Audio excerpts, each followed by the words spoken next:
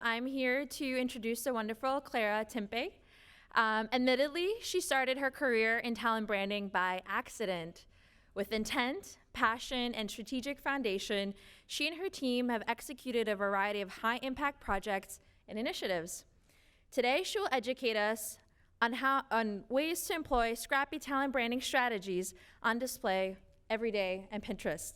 So please join me in welcoming Ms. Clara Timpe. Hey. Hi, everyone. Can everyone hear me? Yes.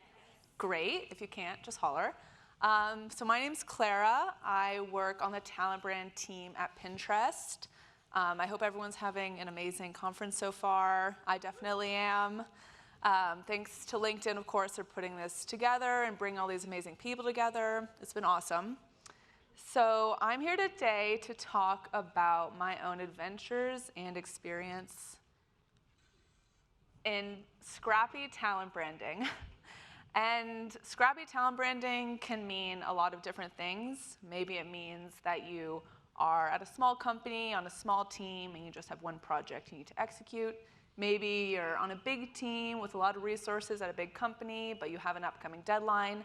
So the goal of this chat is really just to give resources and high-level tips for how to be scrappy, because in my experience, the road to success is paved with scrappiness. And a little background about me. As mentioned, I currently work at Pinterest out in San Francisco. Our team was started a little over a year ago by my colleague, and then she brought me on a couple months later to help build out the program, build out the function. Soon we'll have a third person joining us, which is very exciting. So we've really been building the foundation at Pinterest for talent branding for the past year. And before that, I worked at a couple of startups, also doing talent brand work. So I've seen the need for scrappiness across the board. Okay, so this is just a general description of talent branding if you're totally new to the concept, which is fine. So according to LinkedIn, talent branding is the market's perception of your company as an employer and your promise or employee value proposition to employees in exchange for their experience, talents, contracts, or skills. And talent branding, you probably noticed, is having quite a glow up recently. Like, the term was only coined to begin with in 1996, I believe, and really in the last couple of years, we've seen a lot of employers start to understand the essential need that talent branding or employer branding have within a company.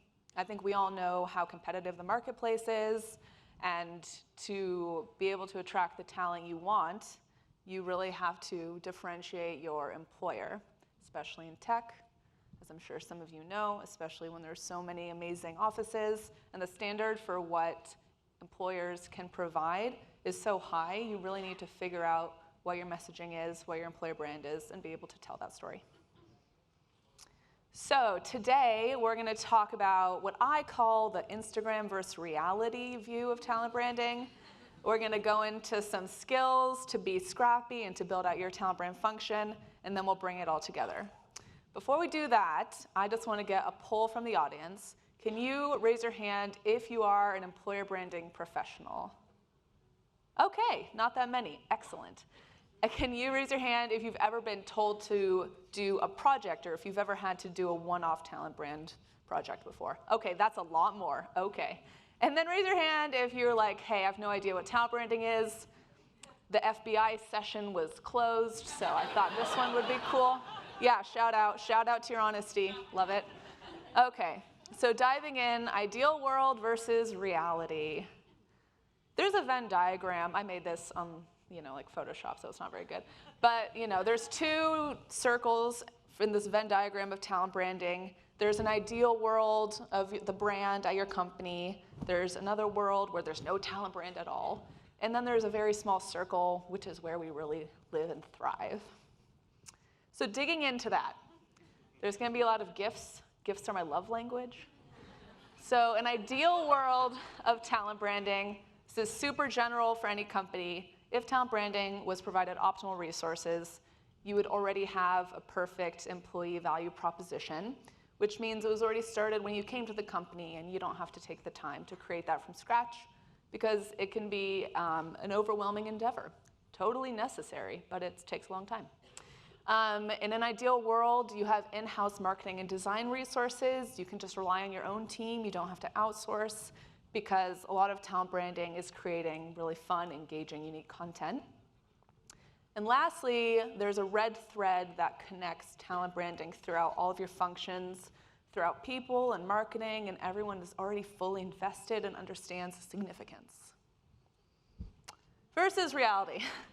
So this is something maybe you experienced in a scrappy situation. You have to create your EVP from scratch. Maybe you started at the company and on your first day, your HR person comes to you and says, hey, make me an EVP. And you're like, yeah, sure, that's easy. Maybe you have limited cross-functional support. The function's new at the company, and you have to really build support from the ground up. Maybe you're a one-person team and you need help, but no one knows what talent branding is at your company. Lastly, that goes into lack of comprehension. There are really very few people in the org who understand the significance of talent branding and what it can do for your company. They view talent branding as nice to have rather than a need to have, but don't even see the value that talent branding has in the world. Luckily for you all, I am here to tell you how to find that middle of the Venn diagram, your happy place, in 3 easy steps to building a perfect talent brand. Use your people, outsource your hard skills, and get a seat at the table.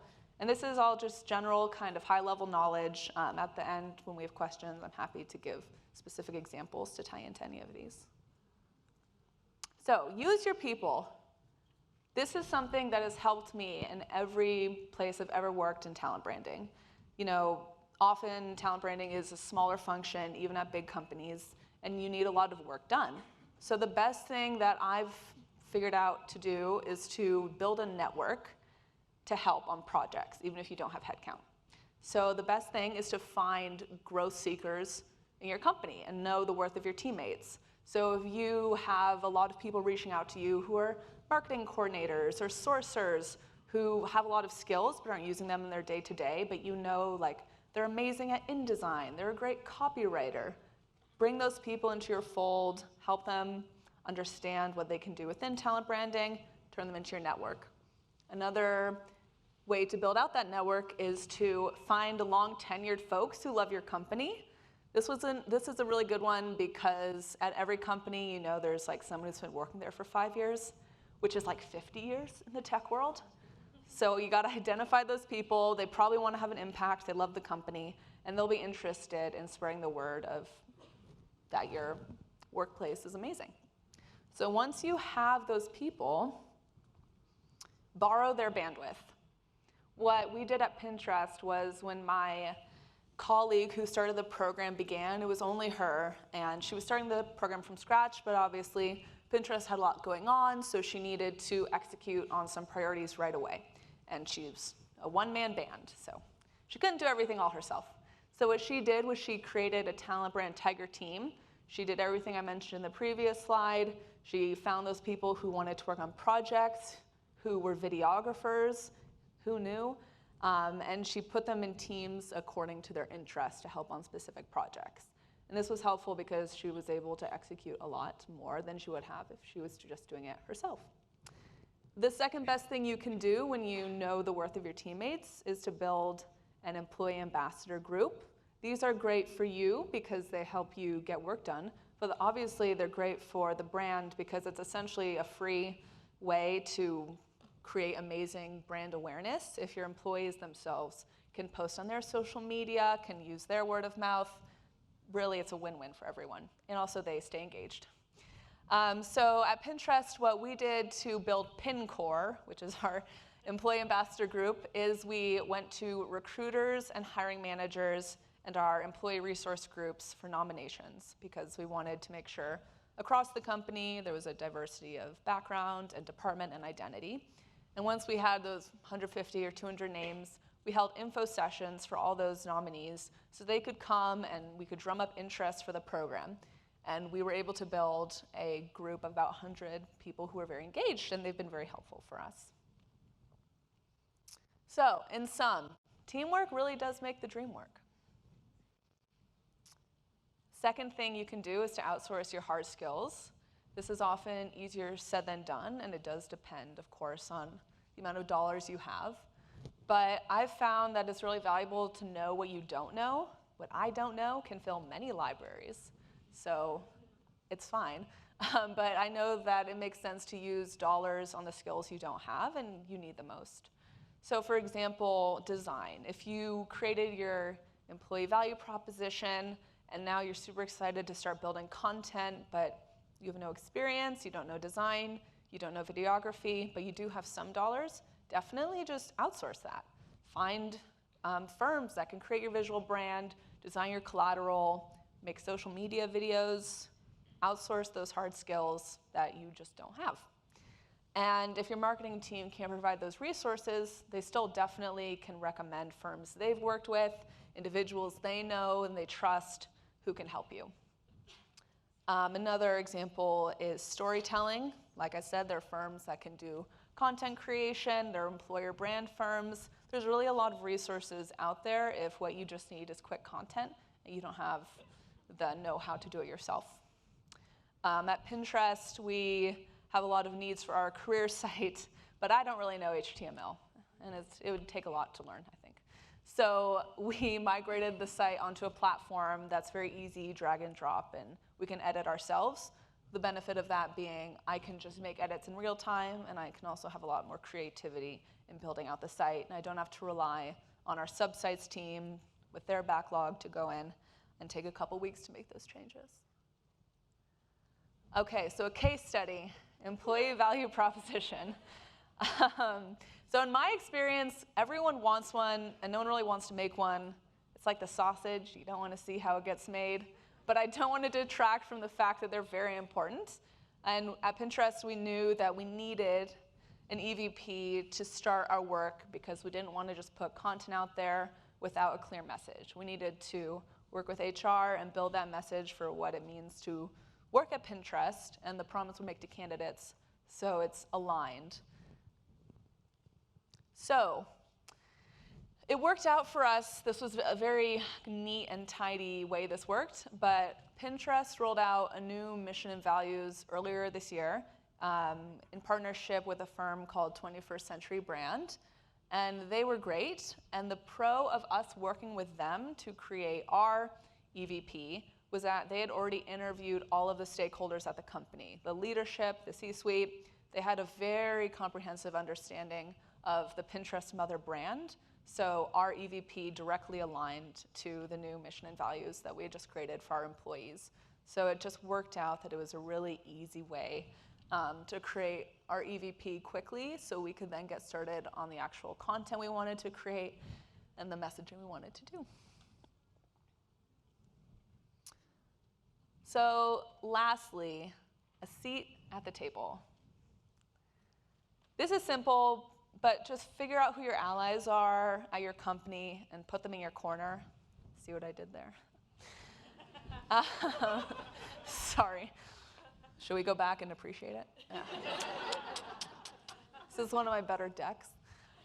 So identifying the right allies is really important, especially if you're on a small team or if you work at a company where you feel like you're the only one who really cares about your company's employer brand. It might not be true. You might just have to find the people who do. So ideally, your allies will be cross-functional.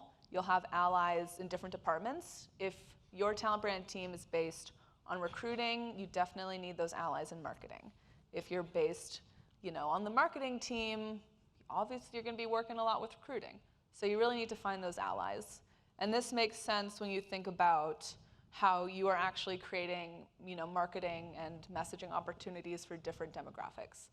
You don't market Pinterest the same way to engineers as you do to salespeople because they have different motivations, and that's okay, but you have to know the motivations of engineers. You have to find those allies who you can A/B test ideas on so the messaging that you're giving is actually accurate.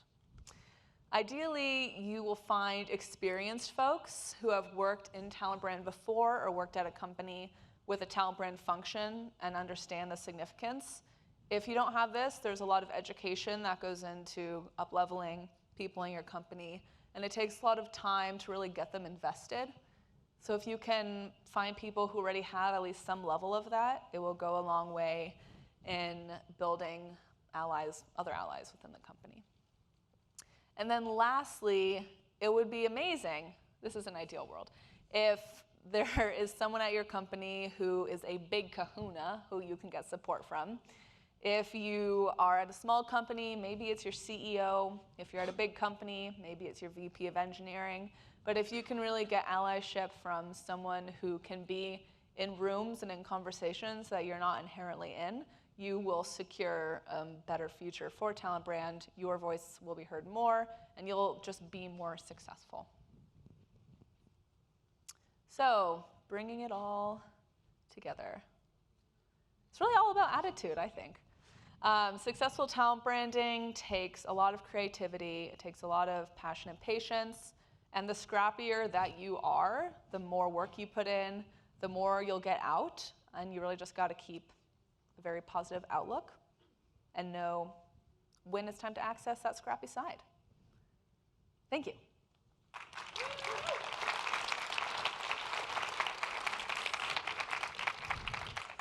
So that was very quick.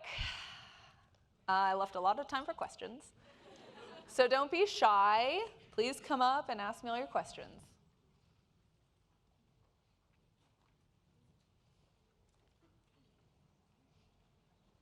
You can get up. We have mics. We have one mic placed strategically right here.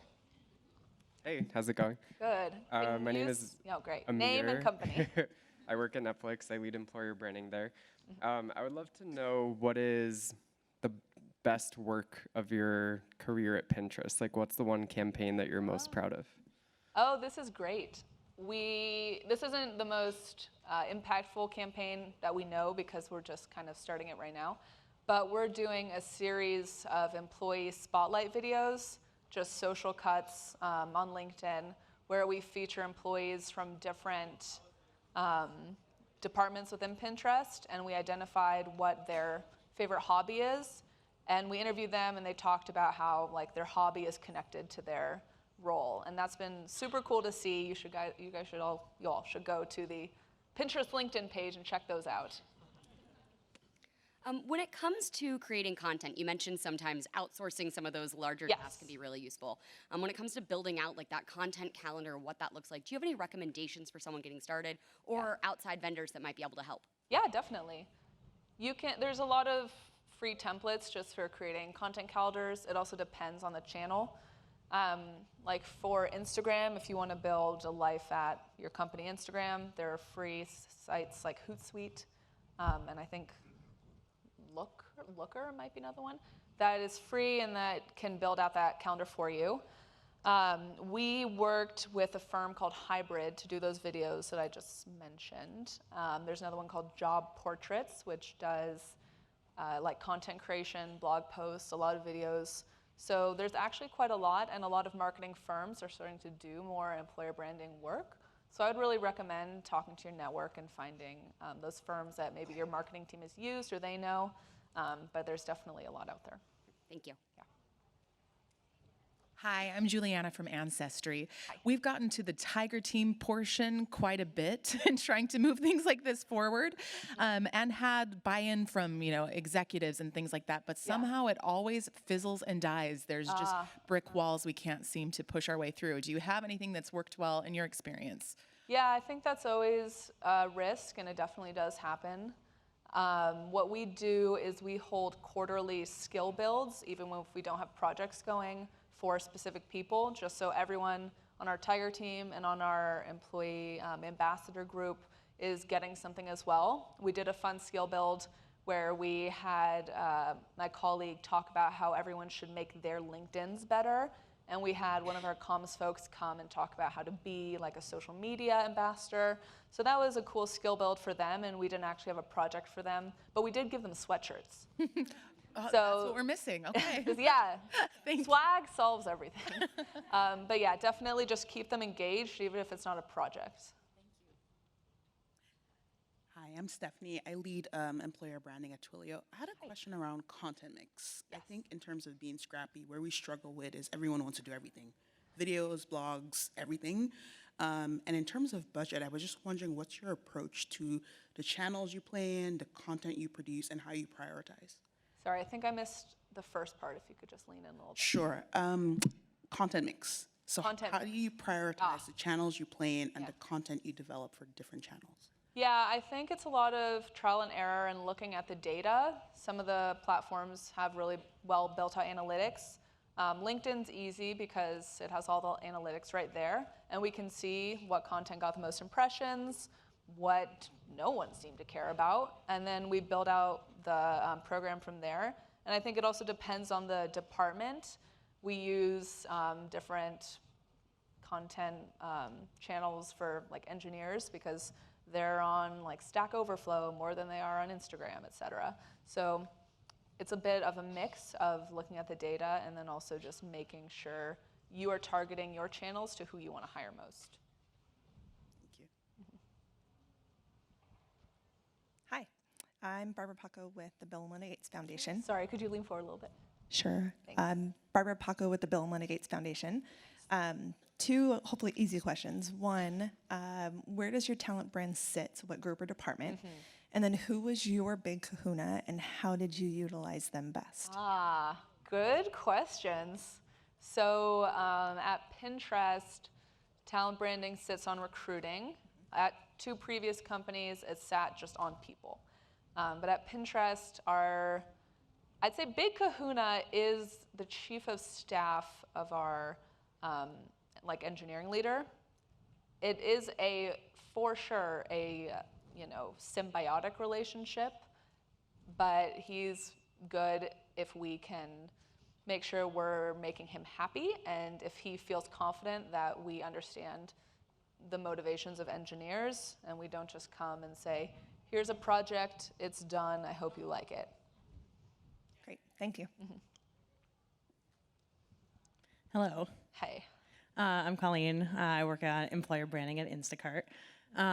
So you also are at a very large, well-known consumer brand. Can you talk about, like, on the day-to-day or week-to-week, what does your relationship with marketing for the consumer side look like, and how do you collaborate? And like, can you all like utilize each other's assets, and like, do you share? Like, what does that look like for you all? Yeah, that's a great question.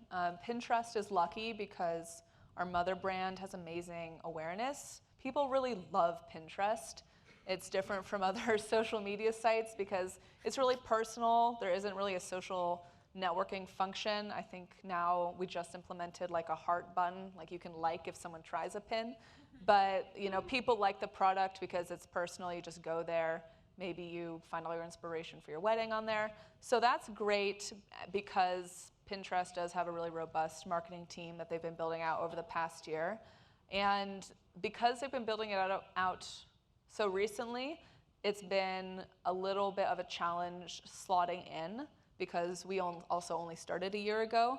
So what's been successful for me is just meeting with the head of Pinner marketing, which are our users, the head of events marketing, and kind of breaking it up since it's a big department, and just dividing and conquering. I have monthly meetings with their social media coordinators so we can make sure our content, if it overlaps, we're posting similar stuff, that the events we're going to from an employer brand perspective are not accidentally targeting Pinterest partners. It's really essential to have that relationship. And for us, it's just been kind of a divide and conquer scenario. Thank you. Thanks, Colleen. Hi. Hi. My name's Tony, and I work for Brother International. For everyone in the room who doesn't know who we are, make sure you get a custom embroidered bandana out by LinkedIn on one of the Brother embroidery machines. I gotta respect the plug. Had to do a plug. Yeah. My question to you is, my legal team has to bless every single piece of content that goes out there. And oftentimes, there's a lot of pushback. You need to blur that logo. Did you get authorization from that person? Did you get authorization for them to tag you? Right. Is that normal? I hope the answer is no. And if not, do you have any tips on how I can get my legal team to relinquish a little bit of control and trust. Right. I guess I'm not sure how old of a company Brother is. It sounds like there's a bit of a crossover with legal and comms, wanting to make sure that everything is super tied up. Ours isn't quite that stringent, but since Pinterest went public, there's definitely a lot more scrutiny, which is totally fair. What we have is just a really tight relationship with our brand marketing team, and they have created brand guidelines that are legal approved. So we can just go in and grab the logo for a specific piece of content, and because those brand guidelines are pre-approved, we don't have to go through legal. I'm not sure if brand guidelines exist already, but that has been successful for us. Thank you so much. Yeah, thank you. Hi, Dorina Adamczyk. I'm the Director of Client Strategy at Recruitix. And I was wondering how much you use your own product in your talent brand. Oh, man. I love Pinterest. It's very helpful because, talent branding is so creative. That's one of the reasons it's such fun work in addition to being important work. But I use the product when we have recruiting events and we have a booth and we want to do something fun that breaks the monotony of just picking up swag from every booth.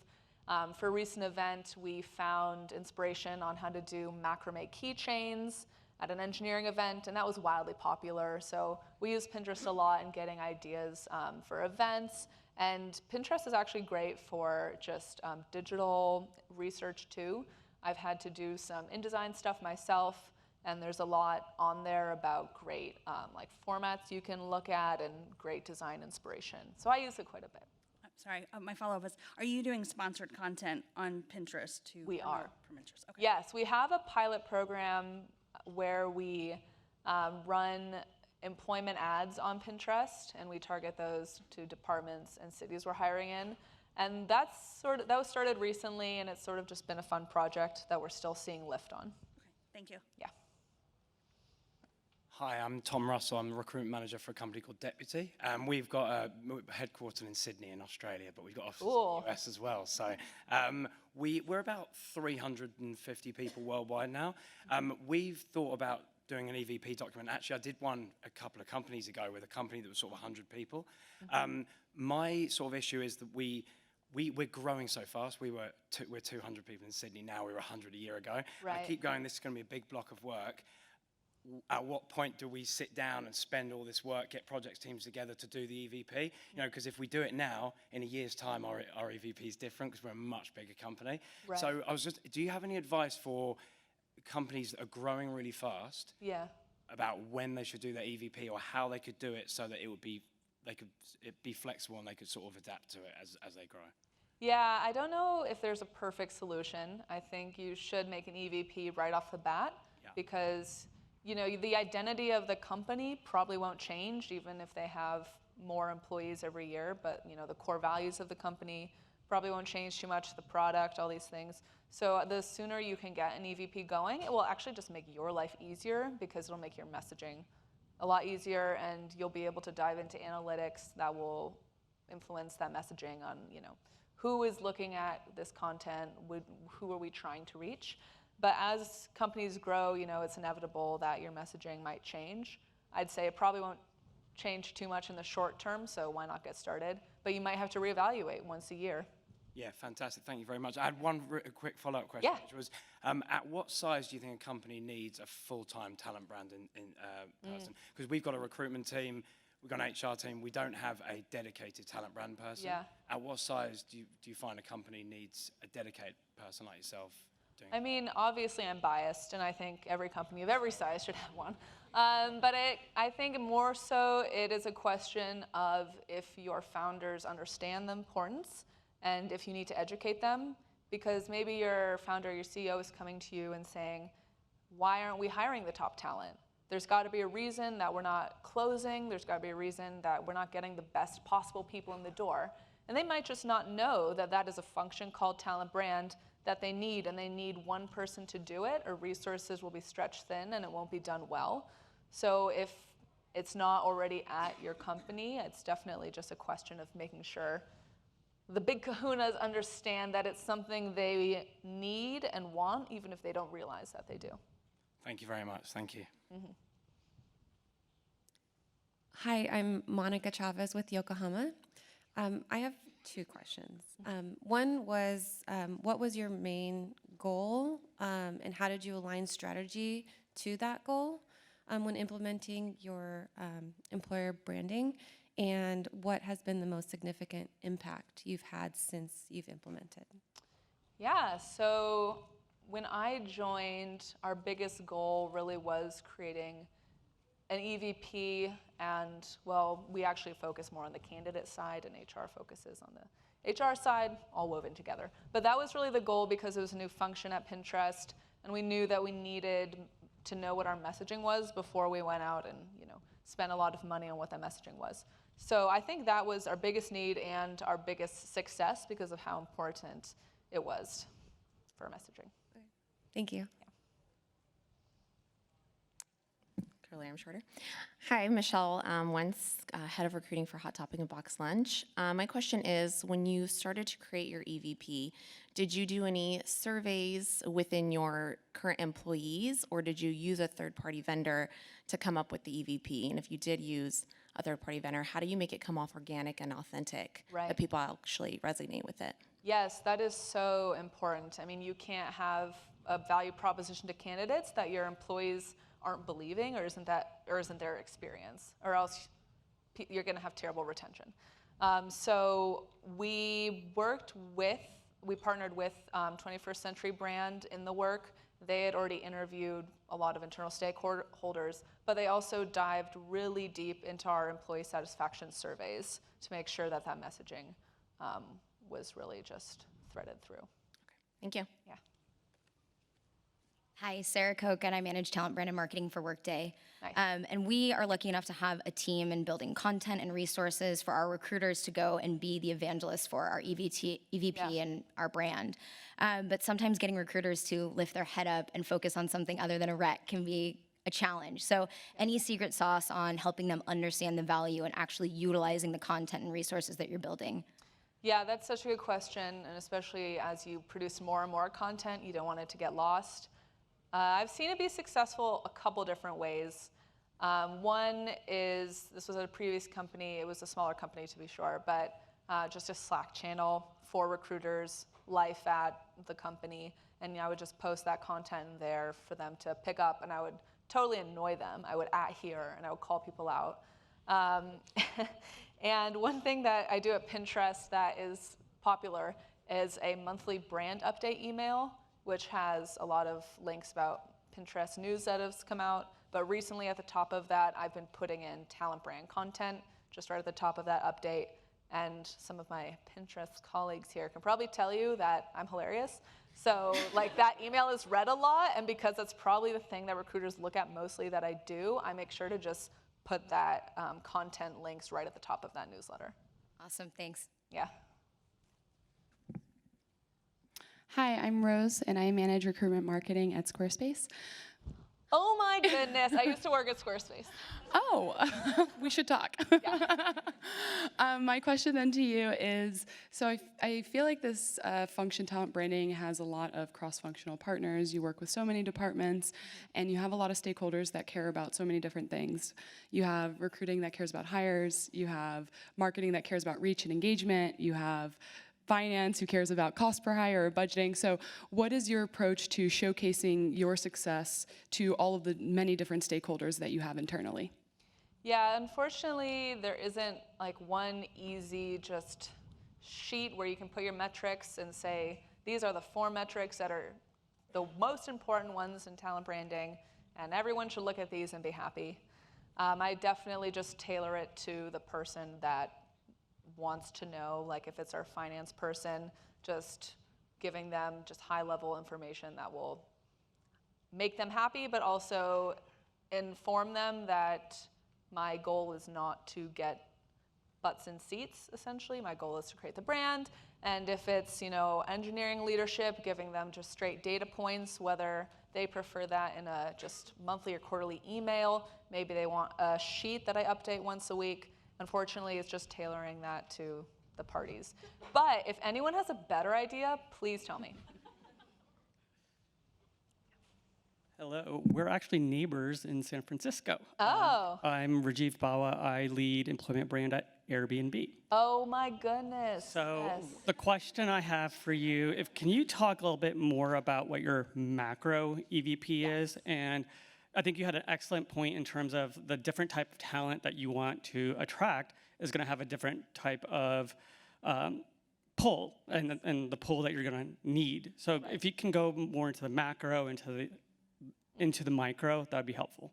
Yeah, I wish I had a visual. I thought about putting it in, but then I got distracted and I didn't. But our EVP is very explicit. At the top, it has the company mission, which is bring everyone the inspiration to create a life they love. Right under that is our talent brand mission, our EVP, which is for everyone, take on the most inspiring challenges of your working life. So those tie in. Then underneath that, we have 3 messaging pillars for what we think people can get out of working at Pinterest. It's, professional growth, positive impact, and personal growth. And there's a lot of anecdotes underneath that to give specific examples to different departments. But what's been helpful is we also, as part of our EVP, created candidate personas, 3. And for a lot of candidate personas that people create, they do it by years of experience. But what we did was we did it by mindset. If someone's a learner mindset, if they're a builder mindset, and if they're a mark maker or mission seeker mindset. And because we structured it not by department and not by years of experience, it also made more creativity and understanding of how to market to different people's motivations, which has been helpful. And again, we put examples by department so recruiters can just look at that and it's easy for them. But I think the flexibility that we made there actually made it easy to unlock how to market to someone who wants to have impact versus someone who just wants to learn a lot. Great, thank you. Yeah. All right, any last questions before I free you all? No, okay, great. Well, thank you so much. Thank you.